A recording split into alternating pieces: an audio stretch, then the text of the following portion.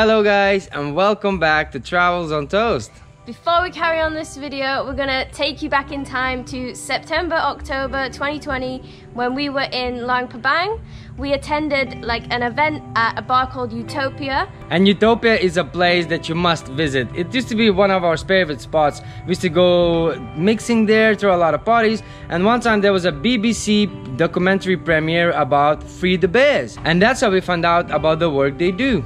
So there was a raffle, and one of the prizes was to win a behind-the-scenes tour of their new sanctuary that they're building near Luang Prabang.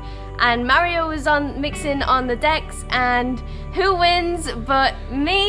It's crazy. I was just playing music for all the prizes, and then guess what? I see Olivia just running up. It's like, woohoo, we won! So this sanctuary is obviously not for tourism, and that's why it's so special, because we got to see things that not many people see. Only the employees and the staff can see that. So this video is basically our experience of going there. We get a behind-the-scenes tour, and we also get to feed the bears, which was really awesome as well. If you haven't heard of Feed the Bears, we would definitely recommend you to watch the beginning of the video, so to know more about the Feed the Bears, the work that they do, and just more about the charity itself. Yeah, so come along with us. It's gonna be awesome. Woo, let's go. Alright guys, so welcome to our Luang Prabang Wildlife Sanctuary here at Nontok. It's Free the Bears. My name's Nikki, and I'm going to show you around our sanctuary today. You get to meet a lot of our rescued species, because we don't just rescue bears. But first, let's give you a little bit of an insight into our work. So Free the Bears is actually an Australian charity. It all began in 1993. Our founder is a lovely woman who's 82 years old called Mary Hutton. Basically, she was at home cooking dinner for her sons, and on the news came a piece about bears in battle farms. She really didn't like what she saw. She couldn't stop thinking about it. She said she couldn't sleep. So what she decided to do was create petitions to free the bears.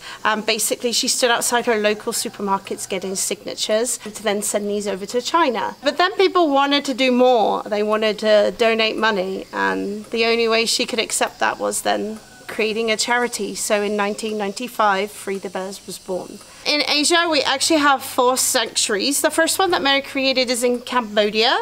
It's an hour outside Phnom Penh, and we started that in 1997. We have just over about 130 moon and sun bears there. The 2 types of bears that I'll talk about in a minute. Actually, it is the world's largest sun bear sanctuary there as well. Then the next center that opened was actually Quang Si here in Laos.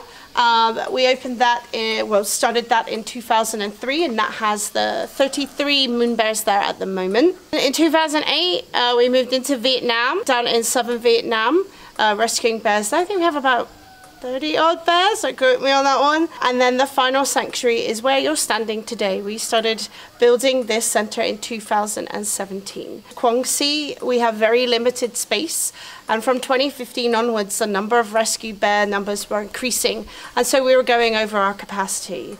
So we knew we needed more space, and so in 2017 we got this land, and it's 25 hectares in size. The enclosure behind you, which I'm sure your video later, will fit our Quang Si sanctuary in it. So the aim of this is to create bigger sites for more rescued bears and move some of the bears from Quang Si as well. But Quang Si, we will always remain there because it's a big tourist destination. But also at the site you're standing at today, you will see other species that we rescue as well. We have monkeys, we have red pandas, deer, we have eagle and a parrot, just to name a few species. So that's what we're doing here, rescuing kind of CITES listed endangered species. And we've already done some releases. We did some a few weeks ago, releasing 2 pangolins, 2 leopard cats, and 2 tortoises. And in November before, we did 2 civets, 2 leopard cats, and 2 tortoises.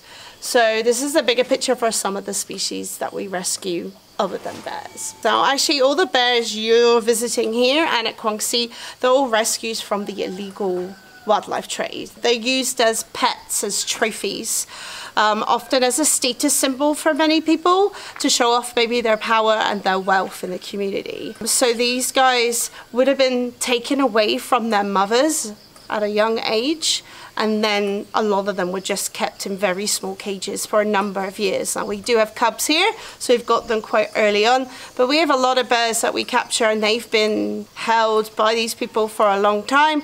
So a lot of these bears are malnourished or overweight or maybe missing some teeth or have deformities. So we really do have to take good care of these guys. And we're seeing now a lot more cubs being on sale on Facebook, 3 times as more than we usually would normally see. And it's obviously because of the current situation that's going on in the world. We've luckily had 2 rescues, but there's still probably 6 or 7 or something more that we know about, and we're trying to get a hold of them. The other serious threat is the traditional medicine side, where they're used for their bile. This is where they're kept in what we call biofarms. Now biofarms are present in Laos, Vietnam, Korea, China and Myanmar. And these are just rows and rows of cages where the bears are put inside, and then they are either given a catheter put inside to their gallbladder, and that's permanent, and they just then draw out the bile every day, or they make a hole and let it drip out and collect in a tray underneath, called the free dripping method. And this is used in traditional medicine. The bears are alive the entire time. They are starved of food and water, and the cages are small. For the fully grown bears that you'll see around here, they can barely sit, stand or turn around in those cages. They say they can live for 10, 20 years in those cages, but really maybe 6, 7 years of being kept in those horrible conditions would be tops. So here, this is why the new sanctuary is really important, because we need more space to start closing the biofarms in Laos here down. There's about 120 odd bears that will need rescuing, so we need somewhere to put them, and we also built a new vet clinic with up-to-date facilities to give these guys the best possible care. So that's the bigger picture here. We're gonna start working with the government, as we already do. The government informs us of rescues that we need to partake in, the Agricultural Forestry Department, so they will inform us of any rescues, and we work with them to rescue not just bears, the other species, so everything's done properly. No money is given to any of these animals, because obviously it's already illegal to be doing it in the first place. So last year we rescued 18 bears, which is the most we've ever rescued in Laos. They're more quieter this year. And I'm sorry, I think 6 this year, if I've got it right. So it's been a little bit quieter, obviously. But actually we've been rescuing other species. We just rescued 30 tortoises and turtles. We had the 2 pangolins. We've had some more monkeys come in. So yeah, we've still been busy. So the future for our bears is this is a place for them to live out the rest of their lives. If they've already been taken away as a cub, they don't really know that they're a bear, and so the survival skill set is probably not there. So releasing these guys won't be an option. They will live out the rest of their life here, but chilling in hammocks and enjoying a better life than they had before in a tiny cage. What we can do here is breed these bears and then release the young into the wild. Now this is a fair few years down the line, but what we would do is release the young after they've been looked after by the mother, and then release them into these big enclosures in forests where we take away the human contact. And in these kind of bomas, enclosures, there are stuff for them to survive on, to learn how to be a bear. So it's a really long process, but that's what we want to do. We need to repopulate the population, because we don't know how many bears are there in the wild. There is no research. We've been doing lots of camera trapping in a few places to see where the bears are, but actually entirely throughout the world, no one knows the right number, how many moon and sun bears there are. So before we do release programs, we have to actually know where we're going to do it, and that we're not going to overpopulate the habitat as well. So there's so many factors we have to take in consideration for this to be the future, but that is the future. Follow us on Facebook, Instagram, and the website for all information, because every rescue that we do record it to show you where these bears are coming from as well. It's really important. We are a charity. All our money is through donations and sponsorships, so anyone that wants to help, please visit freethebears.org, because in these times it's difficult, but we're doing all we can. So let's do a tour, and you guys are going to help feed as well. There's an enclosure on either side of us. She's throwing some food over for them to come out. Here they come. Hello. So I think there's 7 in this one. Yep, 7 males. 7 males. Look how they stand up looking. What's going on? Is that fully grown? Oh no, this is fully grown. Okay. So this is their furry ruff. Okay. It's the moon bear look. It's almost like a mane. What's really crazy is when they stand up, they kind of look like when they people. capture the mother and take away the cubs, they're probably 2 back legs. But the meat is not as common. But like I was saying, in Cambodia, the sun bears. So they're pretty friendly, but it's not like we can go in there with them because they are still bears. They're wild animals. They could be dangerous, but apparently they're pretty chilled out. They're pretty chilled out bears. And they have all of these like climbing areas for the bears and just space to run around. And then over here, you can see a little bear in there, and they have like bedrooms. It's kind of like a little bear bedroom with a hammock, and they have a door to get outside 24/7 they said, so they have access to the outside 24/7 apart from when they're cleaning the enclosure. We'll be in the video. Actually, bear bile has medically been proven to help with inflammation and help dissolve gallstones and maybe help with some liver damage. But in this modern world, there are alternatives. Inflammation has ibuprofen. So cheap, so, you know, that's so frustrating. Ineffective and not dangerous. It's not being used on animals. But you know, the list goes on. There'll be aches and pains and fevers. Oh, take it for your hemorrhoids. And then they went, oh, take it for COVID. And you're like, no. There are much safer and cheaper and effective things to be taken. Because when they remove this bile, like I said, with a catheter or the hole, you know, they remake those holes all the time, but what they're drawing out is not just bile. It gets infected. So actually, the bile that they're removing, a lot of it is contaminated and pretty unsafe to be taken as well. This is the cubs nursery just over here. There's 5 bears in there, and there's 2 that were recently rescued just over there. They're kept separate because they kind of integrate them with the rest of the bears later on when they're comfortable and they've been checked by the vets and everything like that. So we're going to go and have a look at the baby bears. Ruby, Ollie, Cookie. Cookie. It's a cute name. Oh look, they actually react to you. They're going to come and put themselves on the glass. Hi! So Pete! Hi, Pete! Hello. That is the cutest thing. They're like, hello, bye-bye, we're done. Do they respond to their names then, that you give them? We hope so, yeah. I mean, a lot of these guys come with names from the previous owners, but we don't keep that. We survive on sponsorship, and actually, thanks to the BBC programme, we've been having a lot more sponsorship, so a lot of the bears have been named. In Guangxi, we just had 2 bears renamed Paddington and Yogi. I was like, yeah, bear names for bears! What's up? Right? That's crazy, they just react so. They're kind of like dogs, how they just react like that. It's crazy. Hey, Pete! Right, so right now we're gonna go and see the 2 little baby bears that actually just been adopted here to the conservation center. And look, they're coming to say hi now. Hello. Wait. Not too, just be careful. Hey, up, you say hi as well. Look at that little nose trying to get through. For now, this is just her name until she gets a Oh, sponsored name. hey! Yeah. Get that hand Just away be from me. careful, she's a cub.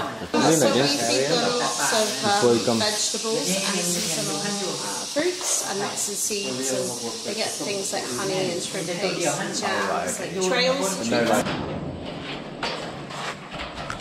Hey, up, climber.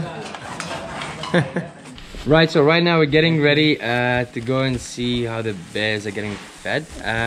We're gonna put a bit of protection. Putting on some gloves because of COVID, and we're gonna go and put some food in the enclosure so they can come out afterwards and find it. Yeah, that looks Like an Easter egg hunt, but for bears with food, without chocolate. Put those gloves on. Yeah, we're approaching the bears. They are in their cages while we're putting the food in the enclosure, obviously. All waiting. Yeah, 9 girls waiting. all waiting for the food. And this is what we're feeding them. What is all this? Have their They eat shrimp paste. shrimp paste. Yeah, shrimp paste that we have to stick somewhere else. And Do you want to smell it? I can smell it already, actually. papaya and the pumpkin, the sweet potato, the choco, yeah, and the cucumber. We've all got a bucket each. We're gonna go and hide it around the enclosure for them to find later. Right, so we're inside the bear area now. That's where the bears actually hang out, and as you probably noticed, we're gonna go and feed the bears ourselves. Well, not probably, but Not from the hand, feed not them, that but close. hide the food and then they come in and eat it. But just to make sure not to close the electrics while here. Okay. There she goes, hiding the food. They're never gonna find this. Hiding. Oh, although apparently the sense of smell is 2,400 times more than ours, which is insane. So they're probably definitely gonna find all of this. Where are you hiding it? Just hiding some food. I want to try and put some high up there. I might find them. Put them in places they'll never find. Yeah, we'll see about that. Climbing up these is pretty tiring, but I've hidden all kinds of foods in all of these little corners of the woods, so when they come in, they'll be climbing all over it, and we'll be filming that in a bit when they're trying to find the food. Go, go. What about under? Oh, you already did under the rocks. Thinking ahead, huh? Dan is over here. We've got a tub of shrimp paste. Some shrimp paste. Yeah. Which smells I mean, delicious. if that smells strong to us, I can't imagine what it smells like to the bears. So every day that we have the peanut butter and the jam. If like today, shrimp paste, tomorrow the jam or peanut butter, or a little treat. or the fish sauce. Yes. Put some in the barrel because apparently the barrel spins and they can get the food out that way, which is really cool. Mario's gonna climb up and put some food up here in the hammock for them.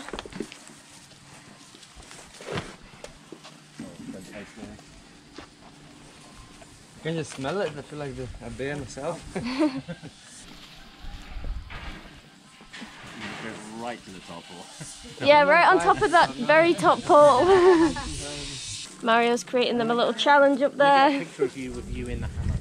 3, 4. Okay, I haven't left anyone Okay. inside. It's fine. Yeah,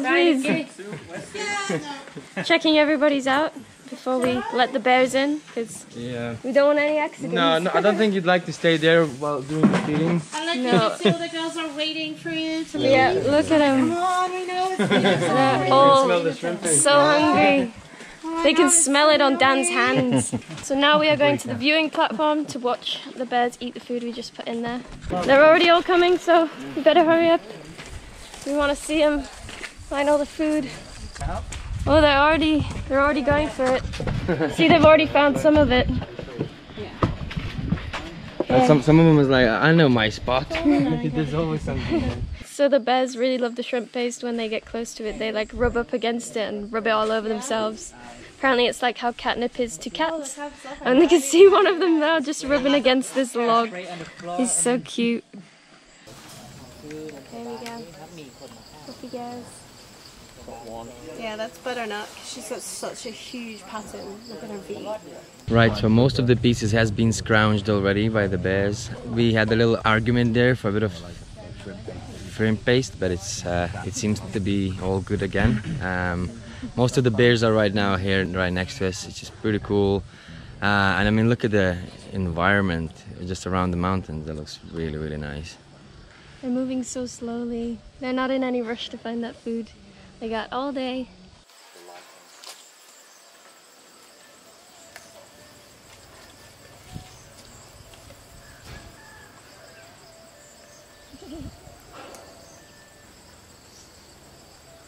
So as well as hiding food in high up places and inside things for them to find and kind of play as they find their food, they also have these like bowls, and they can put food in here and block this hole, and then the bears can smell it and they kind of just play around with that as well when they're trying to find the food, which is really cool. Another way of exploring and playing and eating at the same time. Sorry, Bye buddy. bye. No, no more food. See you. Enjoy your dinner. Okay, we've left the bears to finish their food now. I think they've pretty much gotten all of it. Yeah. And we're gonna go have some food ourselves.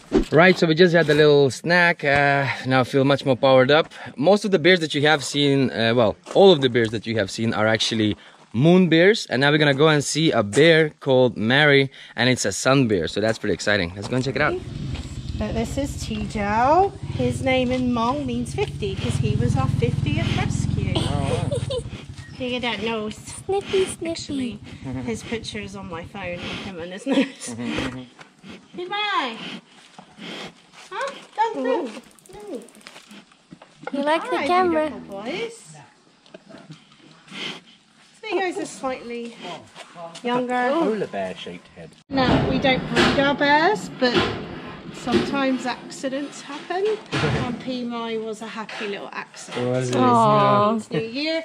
He will be 3 years old this year. Is this Mary? Yes, this is. This is the famous Mary. I'm not sure if you guys can see her. She's just running out there. She looks pretty excited. Mary. Ah, look. Whoa. Hello. Mary. Oh, Noi, and this is Whoa. Andy over here. So this is the newest one we've introduced. But this is Noi, who you saw in the documentary as well. Oh. Bit of growling there. Not sure what happened, but yeah, these are sun bears, so they look really different to moon bears. As you can tell, they have a lot less fur and kind of look like polar bears And the a main bit. reason is apparently we've just been told that moon bears has like a line like this that looks like a half a moon, and sun bears has like a round mark here, and Yeah. that's why they call sun bears and moon bears. And apparently each one has its own unique shape, like a fingerprint for a human, which is really cool. Yeah, the V and yeah. For Mary, hers is like a circle, like there's a black in the middle, but it's all yellow around here. Where you look at Noi and it's the U. So actually, Noi and Pandy came from southern Laos, like Paksay way, because actually that's more the territory. As I mentioned before, moon bears are more northern Laos, in the mountains, in the forest, where these guys are a bit more towards the south. So Yeah. we travelled quite a long way to get these two. Well, they're not gonna fight.